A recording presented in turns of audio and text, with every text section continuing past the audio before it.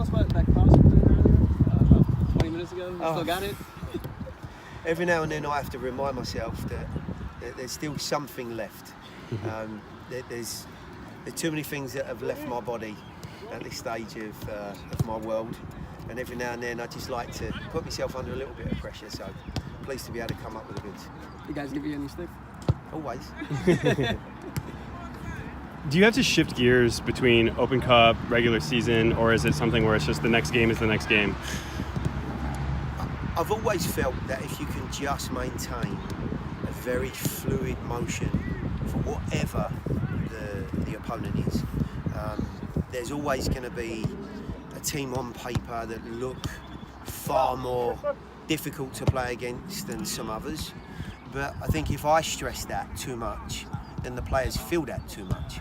So there's no game that's any less important to win. No different this weekend. There'll be some dynamics within the game that may affect the outcome, like Charlotte are a far more experienced side than Tormenta were in the week.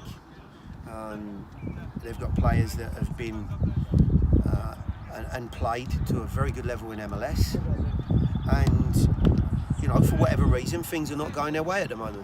Why?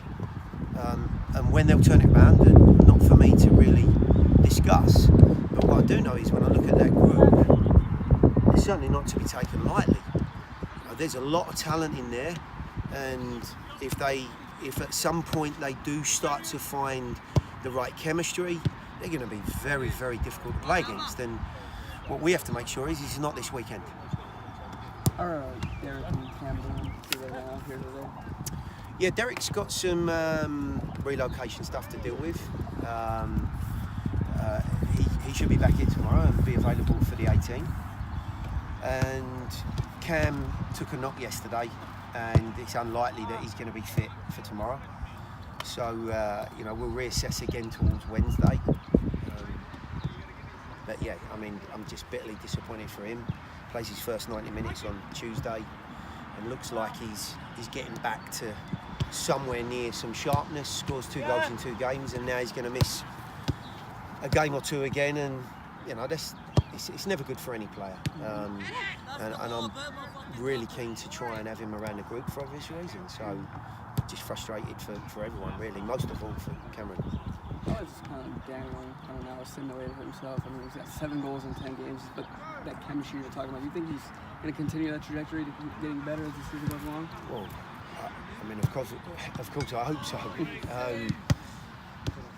When I look at what Daniel gives the team and what he offers as an individual, it's hard to pick out an area that he doesn't tick boxes in. He's a very good target man, so he's strong and he's tenacious to secure the ball.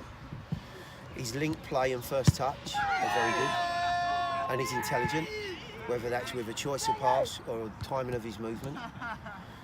He works tirelessly for a centre forward, you know, and we've seen plenty of them that do a great job in front of goal and when the ball's there to be creative, but Daniel's very, very genuine. So he gives us something leading the line there. And you've seen exactly what he's about when the ball gets into dangerous areas. He deals with crosses, he finishes first time off the floor, he's capable of scoring on his own. He's got a lot of qualities, really has. And at the age he's at, I would think there's only going to be more development in his game. Maybe not physically, good size and good physical stature, but I would say in terms of the way he plays and maybe some of the experiences that he's now going to run into, it can only enhance his game. When you look at your matches against Charlotte last year, obviously you beat them in the first one, but had struggles scoring in the subsequent 2 away from home. Do you see anything that you can learn, especially against this team specifically, from those games that you can kind of develop? Or is this just a completely different team against a completely different Charlotte opponent? I mean, there are a lot of changes, including the head coach. So you have to suspect that there's been, you know, a different focus and thought process. However, there are still some very similar signs in the group.